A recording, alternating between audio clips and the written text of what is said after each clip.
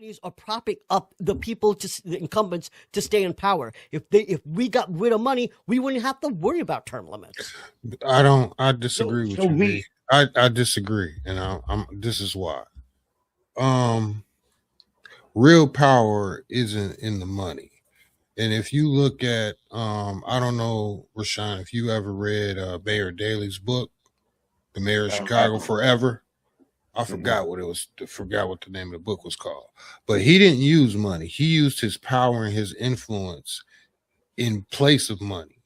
You owed him favors. He didn't have to take a dime, and he was the most powerful man in Chicago. See, politics, that's part of the equation, and it's a motivation in the equation. But like the subject of what we're talking about is trust. And you could take all the money out of it you want. Just because you're not taking money doesn't make me trust you. That's why I said, first of all, you have to start. Well, and every, all elections don't have electoral college, but I'm just using the presidency, for example. You have to start taking away the electoral college, because you got to think about this. If you start a presidency off where the majority of the nation didn't even vote for you, how do you develop trust from there? We already didn't vote for you. Most of us didn't, yet you're president of the United States. Like, how does that work? So that distrust is started from day one, because I didn't vote for this guy, and you didn't, most of us didn't. So how is he the president? And I'm not talking about Trump. I'm talking about in specific when you use that electoral college. Mm-hmm. So when you go against the majority, you already from day one start the distrust, and then it just snowballs like an avalanche. As a dissenting opinion, correct? And Trump, Trump is going to find one of those alternatives to do. Exactly, it's going to get, and that's what my post again. Was about. It probably he's just going to use a different rule. So. Are you cool with that? If I get this straight, basically what you're saying is that you didn't actually necessarily agree with him going a different way about it. It's just the reality is that he's going to, right? The government is going to do what the government's going to do. Yeah, I think I agree with you then on that, to be honest. I don't know that we should be paying much attention to the opinions of Brett Kavanaugh because he was a dissenting opinion more than we should say the opinion of Neil Gorsuch. But I do take your point that he is going to do it anyway. The government's going to do what they're going to do, right? This discussion is about legal or not, do we trust our government? No. Legal or not? Mark, if you have that belief that the government's going to do what they're going to do, why do you even vote? If they're going to do what they want to do, and you feel that strongly about it, that it doesn't, why do you vote? Because, like I've said multiple times, I vote for the least evil. But you think the government's going to do what they want to do no matter what, is what you're telling me, right? Yeah. Regardless of who you vote for. Try to put the person in power that's going to do the least harm. And do you think that Trump is doing the least harm with the actions he's doing right now? At this point, yes. Compared to what? What would Kamala Harris have been doing that's worse than executing your citizens in the street? That's a hypothetical, right? But what did Biden do, or what did Obama do that was worse? ICE agents murdered a dude in the street, and Trump came out and defended that. I don't believe that Biden would have. I don't believe that Obama would have. I don't even believe that George W. Bush would have defended that. So I think there's a significant difference here. And I don't actually know that I believe you, Mark, when you say that you think that Trump is doing the least harm.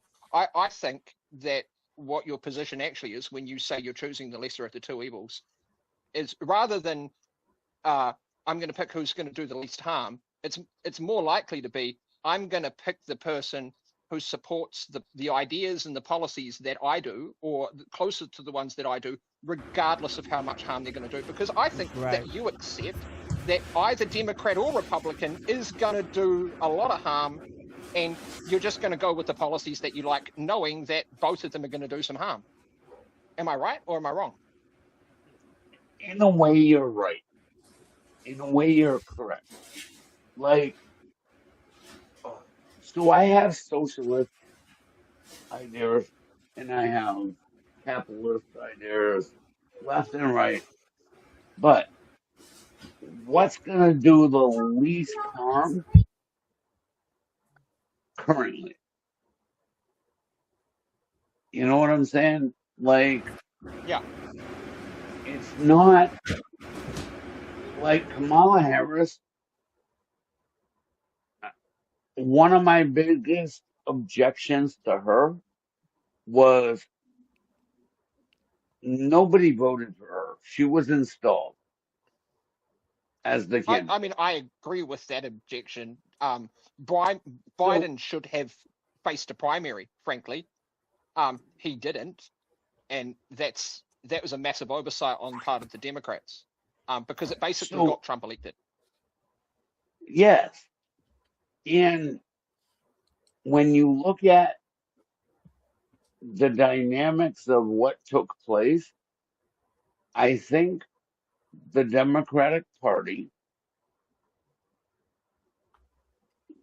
tried to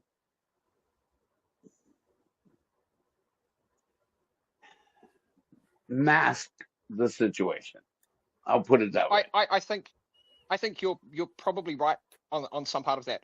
Like, so What basically what I think mask happened like is Biden's mental acuity? that certainly they tried.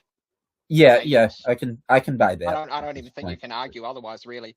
I think what the problem that the Democratic Party has, right, is that they have been obsessed with advancing centrist candidates who are business friendly while pretending to be an actual Progressives. meaningfully left-wing party, and they're Agreed. not, and they haven't been at least since Bill Clinton. I would argue that they weren't under Jimmy Carter either, but at least he tried, right? From Bill Clinton, I mean, look, I actually I'm voted probably for going to get Jimmy some Carter. pushback Just here. saying. I'm probably going to get some pushback here, but as far as I'm concerned, in the economic sense, Bill Clinton has been the most right-wing president that you guys have had in the last 100 years. Bingo. And NAFTA, dude. But like, repeal of Glass. Getting rid of But- Glass-Steagall. Yep. Yep. So like, when you've got the So- lines so blurred Clinton, that far, Clinton- and the Overton window has moved that far to the right that even the so-called left-wing party has the exact same ideology on economic issues, at least, if not social issues. Like, is it any wonder why Americans don't trust the government? Is it any wonder why someone who appears to, I would say, the lowest common denominator in society, as a quote-unquote straight talker, or as someone who says what he means and means what he says, at least initially, is it any wonder these guys get through? No matter how insane the things they say are, it just seems to the lowest common denominator like they're not talking shit, whereas everyone else is talking shit. I would push back ever so slightly on the Democrats and Republicans having the same economic policy. The Democrats are, Well, I mean- still the Democrats are still mostly. Can I clarify something really quick before you make this Yes. counterpoint? Yeah. I don't think they have the same exact economic policies. I think they broadly believe in the same economic ideology, which is neoliberalism. Yeah, go to on. an extent. The Democrats are pro-regulation, for the most part, in a lot of sectors. Except Bill Clinton. The GOP, even Clinton was like, even Clinton believed in regulation. I'm sorry, Not- Chalo. I have to say this, Jim. I Nah, did man. I did a 30-minute video on this. You need to watch how insanely bad Clinton was with this economy. Oh, I know. And Clinton, most of what Clinton did was for short-term gains, so he looked like a good president for 8 years, and then as soon as he was out of office, it was a matter of like, actually, none of that shit did anything. But that's beside the point. The Democrats, for the depressed most wages. part, are pro-regulation. The GOP is nominally anti-regulation, except when someone pisses them off. Regulation for the GOP is a cudgel. Like, if you look at what Ron DeSantis does in Florida, if Ron DeSantis will deregulate every fucking industry until somebody says, hey, maybe we shouldn't hate gay people, and it'd be like, I'm going to tax you guys. So that would be a major happens. difference. Is economically, the DNC is still largely pro taxation and regulation, whereas the GOP is trying to roll back taxation, regulation. They want to obliterate social programs, and the only times they really want to use these things are as a cudgel. So let me just get back to why Bill Clinton did that. Actually, let me step back and say why the Democrats want to copy the electoral votes of Clinton, because Clinton was able to get a lot of Southern votes. Right? I mean, he was a Southern governor. Mhm. And so a lot of Democrats have this nostalgia factor. Like, if we just do what Clinton did, we can get back in the office. And the problem with that is Clinton was essentially a Republican light, right? We've already Yeah. talked about him removing Glass-Steagall. We I already don't talked even know about light, man. and here's the thing is that during Clinton actually had 2 near collapses of the complete financial industry, 2, and he did nothing about it. Right when he invested with the Mexico peso, and that blew up, and all the corporations invested in Mexico because of that, because they knew NAFTA was coming up, and he said, "Nope, we'll bail you out." And then he got the IMF to bail Mexico out, and that was just one. And then there was another, and then it happened again, where a huge firm literally had to get bailed out by $1.3 trillion. I don't think a lot of people remember this, but this was the crash before the 2008 crash, where all the CDOs and all the exotic, all that stuff happened, and you know, the housing crisis started. It happened on a smaller scale, and Clinton basically said, let's put this aside, don't worry about it, we will quietly bail them out so nothing happens. There were 2 disasters, financial disasters, that were on his watch. And you know what he did after both of those? He deregulated even more. And so the only way that I can call Clinton is that he was a reckless president financially, and he talked a good game. I will compare him to Trump in that sense, is that he felt your pain. He convinced you that he was going to listen to your views, and then did everything in the opposite direction to do that. Even when it came, hold on, let me just finish. Almost done. Even when it comes to welfare reform, right? He worked with Newt Gingrich in order to remove the safety net that existed.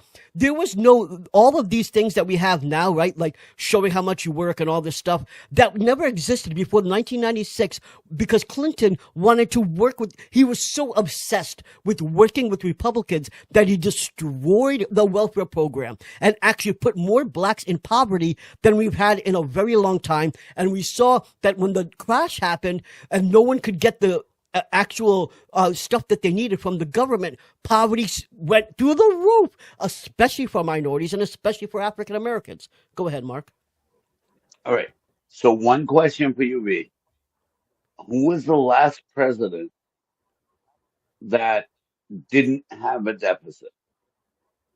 Yeah, I understand your point here, but No, again, no, just say it. Just say it.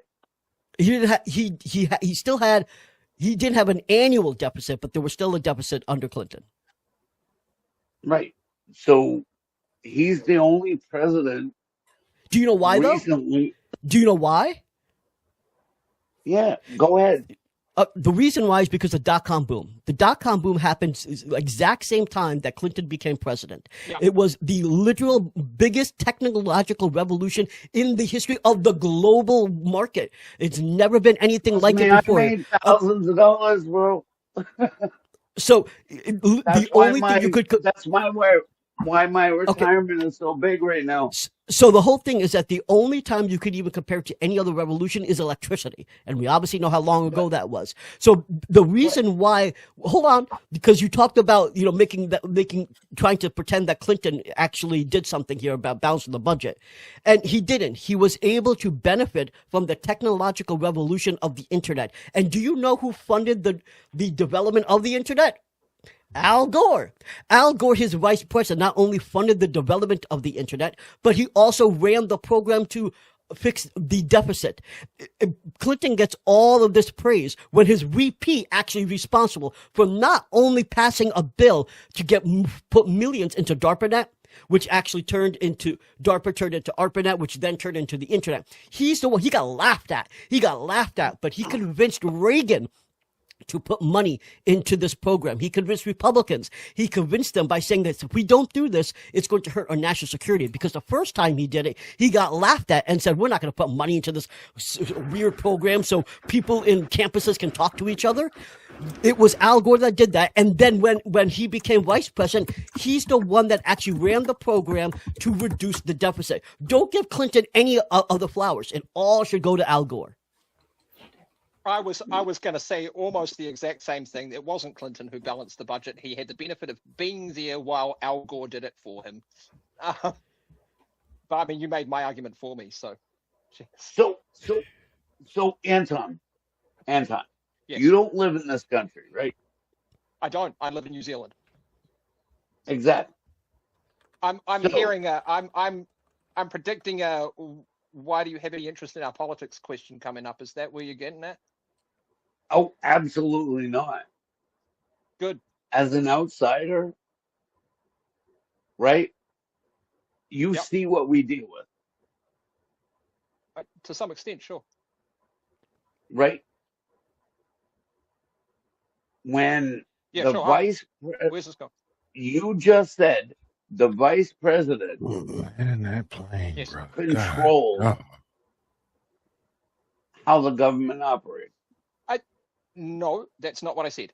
I think you're straw manning me there a bit. What I said was I agreed with V that it was Al Gore who ran the programs and got the funding for the programs that were responsible for getting rid of the deficit and putting the United States, like federal government, into a budget surplus. Exactly. The vice Clinton got the credit president because he was. did a better job. Yes, I'd agree with that. But like, I think V's point here was to oppose what you said about Clinton getting the credit for that. Right. Whereas, like the point we're both making is that Clinton doesn't deserve the credit for that. In fact, his economic policies, if anything, flew in the face of any attempts to balance the budget. Al Gore got the budget balanced Bingo. in spite of Clinton. Yep. Dude was a terrible president, but like, I think it's kind of there's no semantics way to- thing, like talking about like who was actually piloting a particular administration. It's not semantics. It was- It's it really was- not. It's really It not. was the Clinton administration. I'm not a big Clinton defender, Exactly. believe me. But you know, just saying, was it Gore or Clinton? The is reason why not a- it's not semantics, Jim, is because Democrats right now want to replicate that electoral history, and that's why. Yeah, it's I important. know they've been trying to replicate that electoral history very much. So that's why it's important to realize that the reason why they want to do that is because of his success, right? Yeah, his but they success. they don't have a Bill Clinton to do it. They're trying to put Kamala So- but Harris in the position of Bill but it Clinton. doesn't She's not going to matter draw the same. whether or not voter they have a base. Bill Clinton. It doesn't matter whether or not they have a Bill Clinton, because Well, yeah, from a strategy the perspective, they're point going is- to keep is trying to that- run James Carville out there. So they're going to try and reinvent the success of Clinton by Right. doing a Clinton without acknowledging the fact that it wasn't actually Clinton who did the things that were responsible for his success. It was the other politicians and officials around him, particularly in the case of balancing the budget, Al Gore, right? So right, but if when the I say they Democrats- and I don't, think- when I say they don't have a Bill Clinton, he's in addition to being a politician, Sure, he's a but first I They get lady. have AOC. the reason that I'm saying it doesn't matter is because, and I think V would agree with the point that I'm about to make here, because I think he was trying to make the same point, is that instead of doing a Clinton, they need to do an Al Gore. Mhm. They need to do what Al Gore wanted to do and copy Al Gore, not Bill Clinton. There you go. Well, That's I the made road the- to success there. I made this point on the episode about whether or not we could have that they did attempt to the Harris campaign was having success, maybe not with left-wing policy, but with at least appealing to progressives in a sense, or appealing to young people in the first 2 months of the campaign.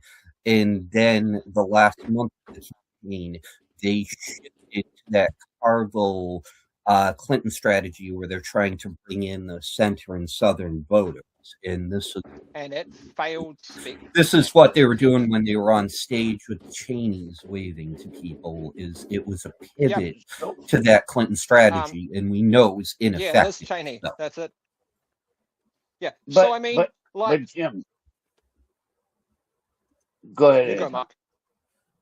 All right, I'll All go. right. Um, So Jim, the thing that I was, who's going, man? Are you going or am I? go ahead, Anton. one of you is. All right. So, all right, I'll go. The thing that I was going to say, when it comes to the success of the Democratic Party, now I take your point about Kamala pivoting during the campaign, but I think the other really big thing that's done the damage is that Biden should have been primaried, and probably a good part of the reason that they didn't primary him is because all three candidates that would have run in that primary were significantly to the left on economics, particularly of where the centrist corporate bought Democrats want to be. That was Dean Phillips, Marianne Williamson, and what's the guy? The guy who runs the Young Turks, Cenk Uygur, right? Well, They were all also there's significantly no to the left precedent. of There's no Biden. precedent for primarying your incumbent. Not here Maybe anyway. there should be when they aren't mentally fit. Well, Yeah, let's- You the know? last time an incumbent had a serious primary challenger, it was Carter, and that very much factored into swinging the election for Reagan because there was backlash against Sure, Carter I because a understand lot that. of people liked his primary challenger. And so strategically, I understand why the DNC is not like, let's get a strong primary challenger for Joe Biden. And it ended up being Marianne Williamson. Believe me, I wish there had been a primary that didn't involve Joe Biden because he shouldn't have run in the first place. But it's ancient history we at agree this on that. point. I know it's a year and a half, 2 years old, but it's ancient history. But- we know how it should have gone down. It didn't. But let me just go back in history just for a moment here, because it's important to realize why there was no, primary challenger to Kamala Harris, which is that Biden first promised when he ran for president that he was not going to run for the election and that he was going to step down. And then he decided that his ego got boosted and said, no, I want to run again. And most people were fine with it. I mean, and then really what happened was after the debate, people were like, well, we can't have this bum up there. Even Democrats were saying, looking like Mark. I mean, you said it, not me. So the bottom line is that at that point, Kamala Harris couldn't have a primary because there was not enough time to actually have a primary and have that on the ballot in all 50 states. It was logistically not possible. The GOP would have fought it. Yeah, and plus this is and one quick thing, Vin. Go I ahead. mean, this isn't the first time the Dems have dropped the ball on this, man. They did the same thing with Bernie, man. Like, I mean, with Bernie Sanders, they intentionally silenced him. That's a little different. I think that's what they do with progressive candidates in general. They do. And that's my point when I say that, we do have two separate parties, but really, man, I think the end game is the same with both of them, to be honest with you. You can't just change the party and think things are going to change like they're supposed to, man. There has to be like a real change. And to me, I think it's the system that we're running under that needs to be changed. Exactly. You know what I mean? I'm with you on that. What as is far the as I first see it- institution you would just like tear down, Rashawn? Like, The Electoral I College. personally would decimate the Supreme Court, but No, I stack think it. I think we have Well- to retool like Rashawn said, the whole way our system is set up, like from the Electoral College. You run with the popular vote. I The ranked voter. understand. I understand why they did it with the whole slavery thing and all that, and because of population, but we're not like that now. So I mean, you got to get rid of that because that's throwing off a lot of elections. The term limits, we need to start putting term limits. These dudes you can't be in office for the rest of your life. We got to hold. We need to hold these politicians accountable. Like when they're not doing their job, we need a system where if the people feel like you're not doing your job, we don't have to wait 4 years. We can fire you now. I think we have to that would be more conducive to the way we are right now as a society. Now, back in the day, that might have been sufficient. It might have, made it done all right. But like the way today's society is, you got to change. Like we got to change what we're doing. It's not So, working. Well, and I think on oh, top of that, Charles, real quick, Mark, just to answer Jim's question. One of the big things that I would change is the two-party system. I would go with the mixed member proportional system, like they have in New Zealand, where my man Anton's at. I feel like that's a way better system because everybody's voice gets heard depending on the proportion of the votes that they get. So I think that, to me, that'd be one of the big changes that I would definitely make right off the bat if it came to electing our officials here. We got to get rid of this two-party system. I And think if you there's a got rid of reason they fight electoral ranked college, choice you everywhere. wouldn't need a two-party system if you had if you got rid of electoral college, because it wouldn't matter like that. so, You know so, what I'm saying? Rashawn, Yes, sir. Yes, sir. how much do you know about ranked choice voting? About what? Ranked choice Rank- voting. Ranked choice voting. Right. It's kind of. Well, go ahead. Tell me about it. I think I know what you're talking about. Right? Make it So, quick though. yep. So there is no party, essentially. Like everybody gets to vote, and whoever gets the most votes wins. But that's what I'm talking about, though. When I said There the is MMP. no. Yeah, it's So- very similar. But It's very similar. I kind of want to. go ahead, because Anton, isn't ranked choice voting and MMP almost the same thing? Because I mean, they have it both in your country, No. right? They're not. No, they're Okay. not. So Okay. we Explain don't, that to me. We don't have ranked choice voting. What we have is the mixed member proportional system. What that says is you have a bunch of. So we have 121 in Okay. the normal case at the moment. We have 123 seats in our parliament, right? So we have, I think it's 63 electorates. At which point, so that's that runs by like a first past the post system. So you have a bunch of candidates, and whoever gets the most votes wins that seat, right? Then you have what are called list seats, and those are allocated because you have two votes. So you have the candidate vote for your local electorate, and that's first past the post. Okay. The party vote, so you'll vote either Labour or National or the Greens or whoever for your party vote, and they will get seats on the list side of it, based on how much of a percentage of the vote they got in the party vote, right? Okay. So roughly half the seats are list seats, and roughly the other half of the seats are electorate seats. Ranked choice voting is, funnily enough, what they have in Australia. Yeah. No. And so one thing that Mark said that I push back on a little bit is that he said that you don't have parties. And I don't know about other ranked choice voting systems, but in Australia, that's at least not true. They have the Liberal Party and the Labor Party and the One Nation and a whole bunch of others. Do you have a lower house coalitions and an upper house as a who are, result of that, Anton? as a result of MMP? Yes. Yeah, Almost no, as a every result government- of like ranked choice almost- systems do you end up with as a coalitions like a lot of result of- European governments? It's less likely to happen than under MMP, as far as I can see from Australia's electoral history. So they have at the moment a Labor majority government who are in by themselves. The last government they had was what they call the Liberal National Coalition, which is a coalition of the Liberal Party and the National Party. When I say liberal, that doesn't mean liberal in the sense that you would generally understand it in America, right? What that means is classical liberal, as in free marketer, sort of pre-1920s American Democratic Party, right? So well before Nixon went with was it Nixon with the Southern strategy? Wherever that happened. Yeah, right? that was Nixon. So Yep.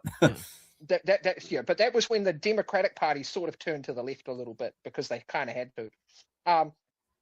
Right. So before that, they were classical liberals. They were all for the free market, anti-regulation.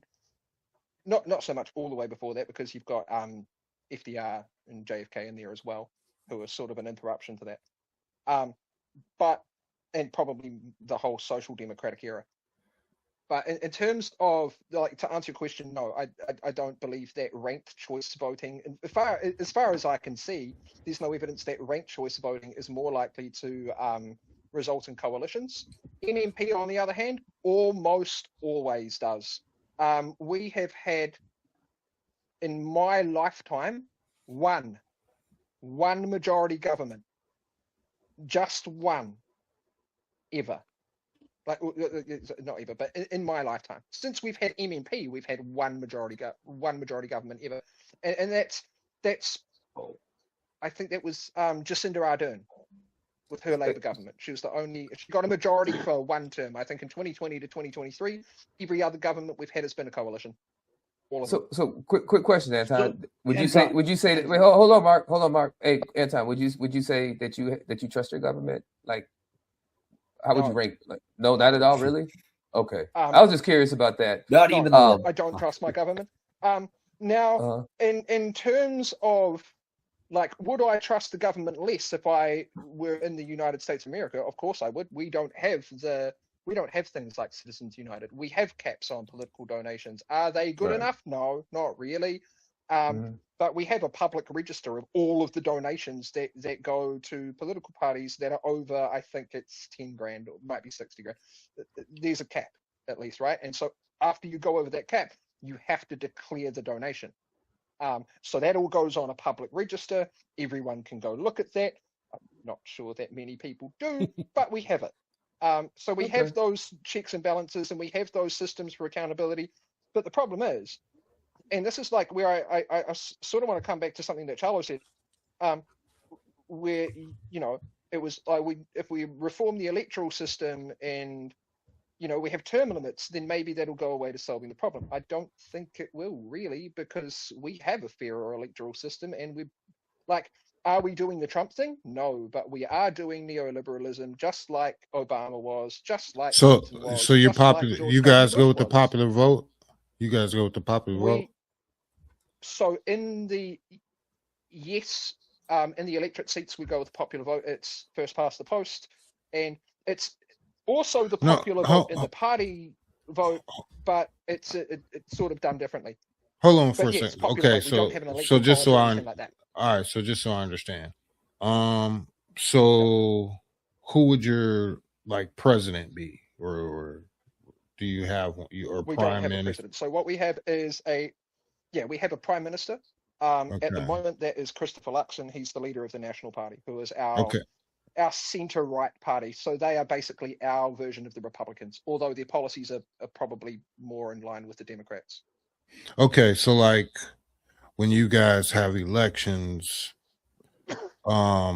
whatever party gets the most votes, that's who you go. I mean, it's not done like It's proportional, here. right? Seats, Yeah, so you don't do just the popular vote wins. Like this person got it's the not most just votes. not quite, no. So we have a two-tiered system, right? So we have roughly half of the seats in Parliament are electorate seats, and in every one of those electorates, just like your what do you call them? It's not counties, districts, right? Where Congress people run, right? So that's all first past the post, how they run. So that's what the electorate tier of that system, that's how that works. Whereas for the party vote, it's a matter of, because you're not voting for candidates on the party vote, you're voting for the party. So you'll tick. So for example, when we go to election this year, actually, we have an election in October. When I go to the election, I'm quite happy to say who I'll be voting for. I will be voting for the Te Pāti Māori, or the Māori Party candidate in my electorate, and I'll be voting for the Green Party. So that if the Te Pāti Māori candidate wins the electorate, they get a seat from that electorate win, and then my vote on the party line will go towards getting the Green Party the percentage that they need to get more seats, right? Okay. Okay. I think it's pretty interesting, honestly, that we have people from, very diverse panel here. I mean, we got a staunch Trumper right there with Mark. I mean, we got liberals here. We've got somebody from New Zealand, and nobody trusts their government. I find that pretty interesting. You know what I mean? That the one thing that we can all agree on is that none of us trust our government at all, and I find that super interesting. I just have, There's a common cause here. yeah, yeah. And I guess I just have a quick question. You know, what would it take, you know, for anybody here? Like, what would it take for y'all to, you know, have a little bit more trust in your government? I mean, Jim, what would you say? And just real quick, I'm not trying to take Charles' last. Yeah, it would be. That's a very difficult question because I feel like even if we took 2 steps forward, I'd still be expecting 2 steps back. I mean, if we had a government that did start installing a real social safety net and doing something for us, in doing things to protect us, would I be a bit more inclined to trust that government? Yeah, I would, but at the same time, I don't see a country where most of these systems are not in place. I don't see coalition governments that some other countries have that function to protect parties from their worst excesses. And that's what we're seeing with the GOP right now, is that because we only have 2 parties and the GOP is in charge, there's nobody to protect them from their worst excesses and their worst instincts. And it goes for the Democrats too, where I may not think their worst excesses and worst instincts are as bad as the GOP. But as long as, even if we did have a progressive president who was doing more to protect the populace, we're still going to have this system in place, and we're seeing it where we have all along been not very far off from what is happening right now, that it could have happened at any time with the right polarizing candidate, because the system has always been here to allow it to happen. Okay. All right. I agree, Jim. Largely agree. Like the only way to control the government is popular vote, and we have to have term limits. And That wasn't Jim. That we was me. also Though. have to add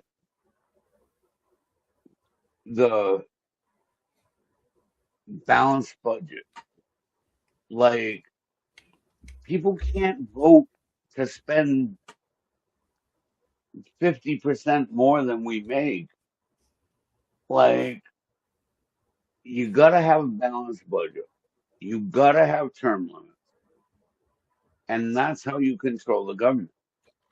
I got you. Term limits, balanced budget. That makes sense, man. I totally get it. For me, I just think it would be, you know, money. For me, I think it would be more or less, you know, you got to get this money out of politics. You got to get rid of all these PACs. Well, you got to get rid yes, of these. and that's why Let me finish. term limits Right. work. But I mean, it all has to go away. Term limits isn't going to save that, because what's happening is you have like countries and you have PACs, specific super PACs. PACs. Yes, and They they're all funding gotta elections. go. So they got to go. I believe that would be a big one, and I also feel like you got to get rid of this 2-party system. We can't just have Only, 2 choices. You can't just be Democrat and Republican. You know what I mean? and that's why So ranked choice voting works, because when you have ranked choice voting, the independent who appeals to more people, they're gonna get the votes. And because it's not a 2-party system anymore, it works. no, I hear you. What think, about you, V? I think what you said, Rashawn, getting the money out is literally the number one thing, and frankly is all I really care about, because when you get the money out of the system, then you actually have congressional people actually voting for you and not for corporations. And not to mention that also gets at all the foreign actors in here. So when you don't have to take money from Google, you also don't have to take money from Israel or Turkey or Jordan or Russia. And taking the money out of the politics means that it's taxpayer funded. So that once you do that, then you can get all the term limits you want and the ranked choice voting. They're not going to. One second. They're not going to change the system to take them out of power until the money is no longer part of that formula. The minute you take the money out of that formula, then they will actually vote for ranked choice voting, because now they have to answer the people. Right now, they don't answer to us. They answer to whoever gives them the most amount of money. Getting money out of our politics is the number one thing we have to do in order to build trust. I don't care about the other stuff with term limits, and honestly, because the only reason why term limits even matter is because the companies are propping up the people, the incumbents, to stay in power. If we got rid of money, we wouldn't have to worry about term limits. I disagree with you. B. I disagree, and this is why. Real power isn't in the money. And if you look at, I don't know, Rashawn, if you ever read Mayor Daley's book, The Mayor of Chicago Forever, I forgot what the name of the book was called. But he didn't use money. He used his power and his influence in place of money. You owed him favors. He didn't have to take a dime, and he was the most powerful man in Chicago. See, politics, that's part of the equation, and it's a motivation in the equation. But like the subject of what we're talking about is trust. And you could take all the money out of it you want. Just because you're not taking money doesn't make me trust you. That's why I said, first of all, you have to start.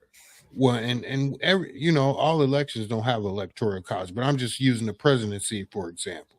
You have to start taking away the electoral college, because you got to think about this. If you start a presidency off where the majority of the nation didn't even vote for you, how do you develop trust from there? We already didn't vote for you. Most of us didn't, yet you're president of the United States. Like, how does that work?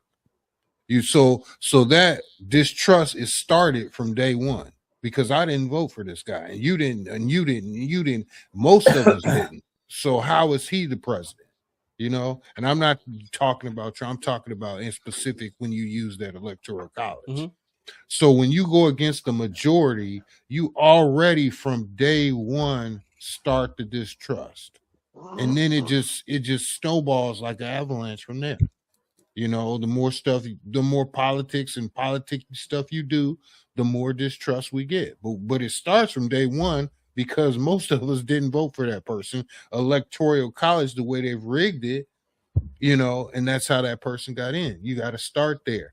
Then I was going with the term, like you have to put, I just use term limits just as a broad example. You have to put limitations on these politicians that make them accountable for stuff. Like I said, if you put a law in effect where, like, if we the people feel like you're not doing your job, you're out of there. Like now, not 4 years from now, not 2 years from now, or whatever. Now you're gone. You don't, just because you get voted in, that doesn't give you can sit in that seat for 2 or 4, whatever that term is, and not do what we hired you to do, just because you got a term. That doesn't make sense either. No job lets you just collect money whether you do your job or not, whether they're satisfied or not. No job lets you do that. And that's kind of how the government is set up with all these jobs. No one's required to really do their job. No one's really accountable, once they get voted in. And we got to change that. And then the trust will start changing, because you have an inkling of power. I know if you're not doing what I say, I can get rid of you. Then I can start trusting that you're doing, kind of the stuff that I voted you in there to do. That's just my take on it. So just keep them on the hot seat, right? Like never let them comfortable, huh? Charlie? We're on the hot. You on the hot seat every day when you go to work. I hear you, man. That's what I'm saying. I keep them on the hot seat. They can never get too comfortable, and yeah, you know what I mean. That's why NFL coach. I get you, man. That's why. That's why the president only gets 4 years, right? Why does the Senate get 6 years? Yeah, per term. Right. Well, right. The question the here, Senate right, gets is 6 years. Do they? nobody should get I thought they more got 4 than years. it varies. Representatives only get 2. Is Senate anybody gets hearing what he's 4. saying? I think he said representatives only get 2 years, and senators get 6. Senators I do I get just thought it was all get 4. no I thought they all senators. got 4. Senators do get more time, and I mean, listen, I understand why Mark and even Chalo are talking about term limits, and it's not to say that I don't want term limits. My point is that if you get the money out of politics, then you'll have elected leaders that actually would vote for term limits. I'm not saying that we let should me have read. someone in Congress for 30 years, but the minute that you get money out of politics, then they don't have to answer to Google and Facebook. But I understand exactly what you're saying, Chalo. You want to also get rid of the Electoral College. But my point is that you won't have Congress or the state governments voting to get rid, because that would take a constitutional amendment.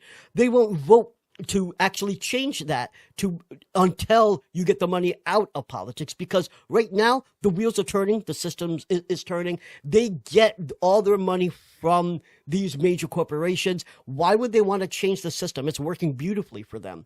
But the minute that you do take that money away, then they are more likely to pass legislation both in Congress as well. The state governments have to ratify it in order to take away the Electoral College. That's when it becomes possible. But until you do that, hold on, Mark, I'm making a statement. You can wait.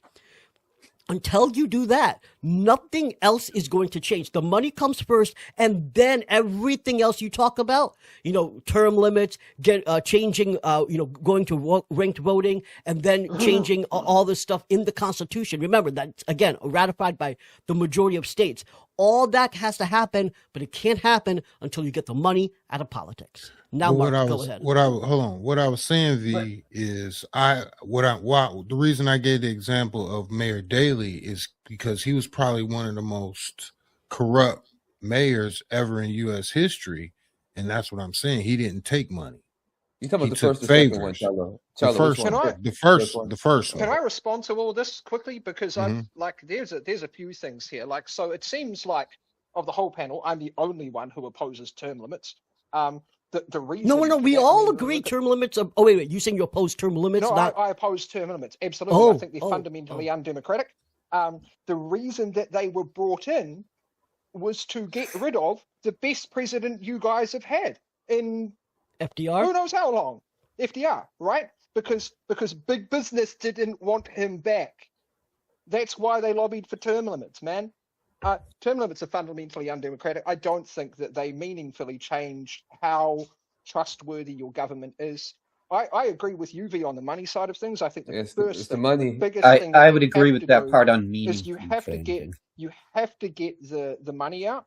The problem is that is not the be all and end all solution. I take Charlo's point on Mayor Daley, but I think that power or exercising power in a local setting is a very different thing to exercising power in a national setting where you have a system that is there, that is set up, that means if you run as a candidate, it's not just you will do better if you get the corporate donations. You have to get the corporate donations or you will fail. You will fail.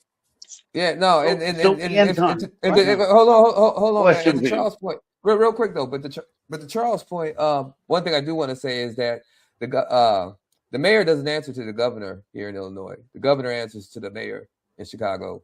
So when Charles talking about Mayor Daley and everything like that, I mean it was huge. He's right. The mayor in Chicago is bigger than the governor of Illinois in most things here. Seriously. I don't dispute that. Yeah. So real quick, so I do get Charlo's point where he's talking about hey, I can do political favors and he can use the weight of his power and everything like that. The only reason why I said money was because it takes money to get to that point. Where Charlo's talking about. That's all I was saying. You know what I mean? It takes money to get there, and so you got to get that money out of there. That's all. That was my point. Rashawn, if somebody is in power for 20 years, they have more power than the voters. Sure, but why shouldn't the voters be able to allow them to elect them for another 20 years if they want to, right? The thing I tell you here, Mark, but- is that as long as you have this two-party system in the old boys clubs, even if you have term limits, even if let's say as an example, Randy Fine, he's popular right now. The GOP loves him because he's a I dick. hate him. But oh my God! Almost if more than I Randy hate Trump. Fine, He's a yeah, dick. if Randy Fine, He's a if Randy Fine We only, don't love if him. well, Randy if Fine's Randy a dick. Fine We only don't love him. gets 8 years, once Randy Fine's 8 years are up, the GOP can play the next kingmaker, and it's going to be the guy they want because it's the good old boys club. Because there's nothing stopping them from cycling their candidates in. So term limits doesn't fix that No good matter. old boys club that both parties can do. Well, I agree. I completely Hey, agree. look at the Like, DNC where you you've gone just- from Obama you can't to use Biden just to Harris. term limits. You can't use just term limits. I think Let it's- me- You can't use I- just I- I- anything. Term limits. Yeah, Just I think- anything isn't a solution. Exactly. For Exactly. everybody. Right. It's going to take It's- multiple things it's- are going to have Mhm. to change. Exactly, and I agree with that, You Mark. got to use it's term limits. that could be one of the You levers, got to but I use also term think, limits. Got to Yes. get money out of politics. but You money. also I think got to eliminate PACs, super PACs. yes. Getting money out of Yeah. politics would get I rid I of mean, it. that's what we're Yes. talking about. Yeah, that's what we're talking about by saying yeah. get money out of politics. Right? Get rid of those super PACs, man. Yeah. The PACs So- and the super PACs, and instituting term limits. Right. What ends So- up happening is people will vote, and what the person who wins is gonna be based on the voters, and they're gonna know damn well that if they don't do what the voters want, they're history. Yeah, and I agree. And, you're right. And I think that what's interesting to me here is like I said, we have a very diverse panel, and I think that a lot of us agree more than we disagree. And I didn't expect that tonight.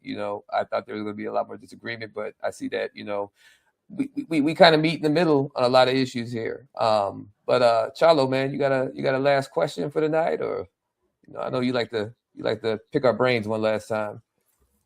I mean, we pretty much covered it all because I was just going that last comment everybody made. It was just what could we do if you could think of something that would gain your trust back, and everybody pretty much said what they think.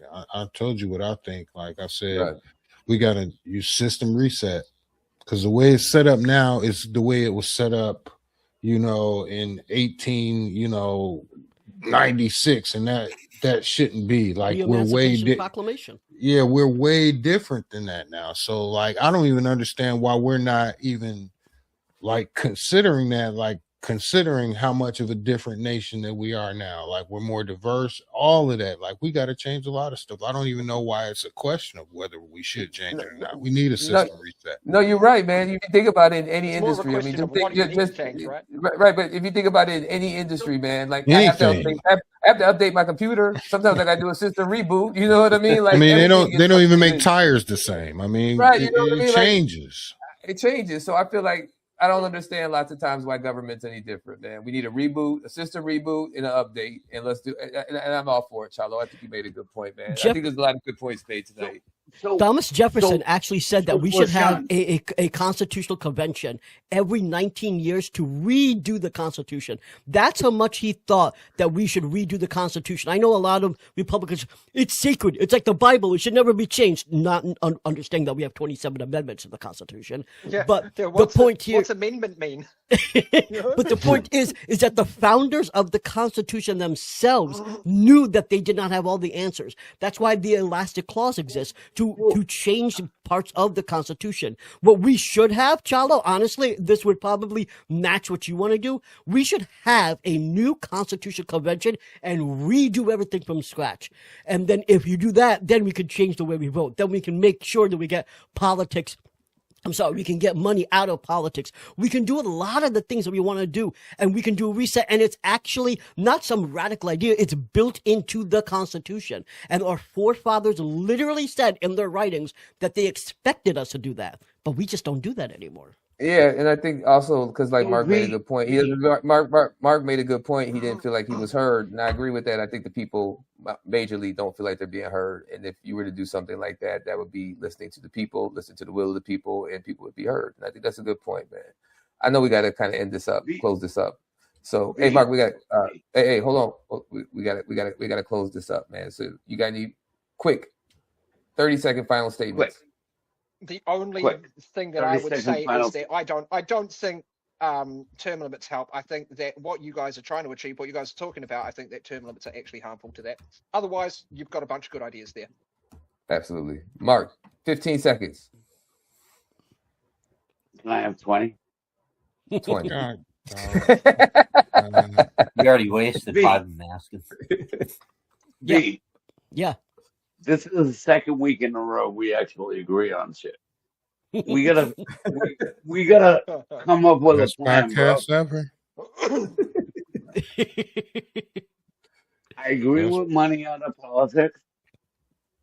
I think the money is the damaging part. I think that we got to institute term limits because that's how people get comfortable because they're in there for 30 years. We got to stop. We got to go back. Like you said, like we got to always evaluate. And we got to stop. Like We gotta land the plane. We gotta land it. $4 trillion in debt. We got to Right. stop. Jim, I'm cutting in, man. Mark, you took Jim and V's time, man. Jim, you got something quick? I will make mine really quickly. I think that with ranked choice voting and serious, like not clownish, serious third, fourth, and even fifth and sixth parties, you would see more competition and you would see more balance in government. You would see the worst excesses curbed, and you would see politicians at least hopefully more inclined to working for the people. So. All right, and then V. I'll keep it real short. I think a lot of people, even Mark included, should research the Democratic Socialists of America. We're all talking about third parties, and this is the one that I'm aligning myself with. I think that they meet the goals of what I'm trying to stand for. I think they meet a lot of what people are trying to stand for. I think the word socialist scares people, but if they actually read the policies of what the DSA is standing for, I think a lot of people, Mark included, might actually say he identifies with them. I actually agree. No, I Wait. tax, bro. All right, Charlo. Man, if I had $1 for every time you guys said Democratic Socialist, man, I'd be rich right now. You guys squeeze that into every episode. Every damn time, man. Gotta get push through the it. Oh cause. my God. No, Hey, man, man. I done said what I had to say. We out, All man. right. Hey, man, great podcast. Thank you, everybody. Appreciate it, guys.